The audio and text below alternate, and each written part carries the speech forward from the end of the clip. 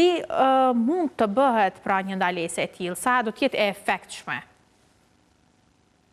Po, mundësit për implementimit janë të llojshme, ka domethënë aq drastike sa në Kaliforni është kalu një ligj që po vendos që qysh në sistemin operativ të ngarkohet ID-a personit që për mendim temin është overkill, është të prumë që në kupton që atëherë çdo aplikacion, çfarë do që ke instalu në atë program e ka qasin ID-n tonë. Kjo që cekem pak më herët me ngarkimi e ID-s vetëm në atë aplikacion, kjo është një opcion por vreja që jo vetëm në Evropë, por në Kosovë mendoj që privatësia është një temë shumë e ndihshme e kom hasë. Bile është pak rast shesharak, po kur diskutonim për marrjen e vaksinave Covid, shumë persona e kom dëgjuar që jo nuk e marr se ma vendosin çipin e ma di lokacionin që apo diun, kurse harrojnë që çipin e kanë me veti 24 orë, jo një çip, po qindra çipa në telefonin e tyre. Po kjo tregon që domethënë nuk është dikush i interesuar që dikush me t'i pas këtë informatat me ditë gjithçka për ty.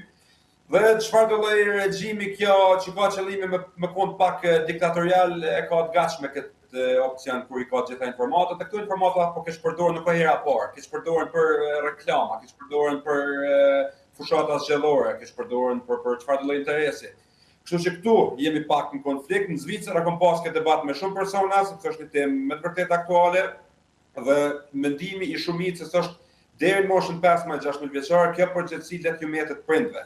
Si ju metet prindve që prindi mos t'i jap smartphone fëmijët fare deri në moshën 15 vjeç, mundet me ia dhoj telefon thjesht me flip me kapak që veç me mujt me bëu thirrje me dërguar SMS-a, po deri në atë moshë është përgjegjësi e prindit, për moshën 16 vjeçare tutje është përgjegjësi e fëmijët pastaj vet.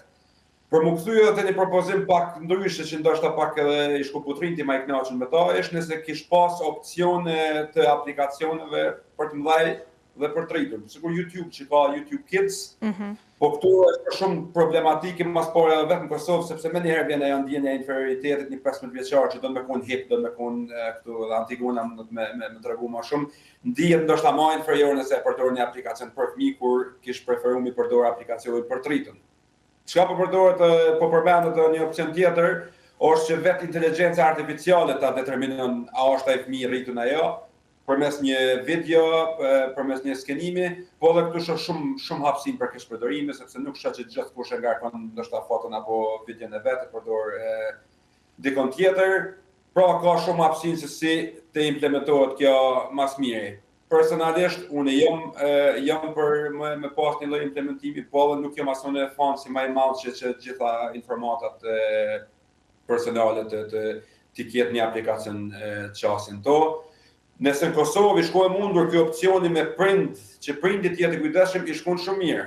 Po këtu prapë kishte interesuar mendimi i Antigonës, a është më njëherë prapa ja inferioriteti, pse fëmia, spori për fëmis, pse unë nuk kam smartphone kurse shokët e mi kanë, po këtu shoh pak probleme edhe prind, sepse edhe prind nëse nuk e di opinioni publik pse fëmia jam nuk ja kam ble kështu, po mdoket edhe kjo ndikon.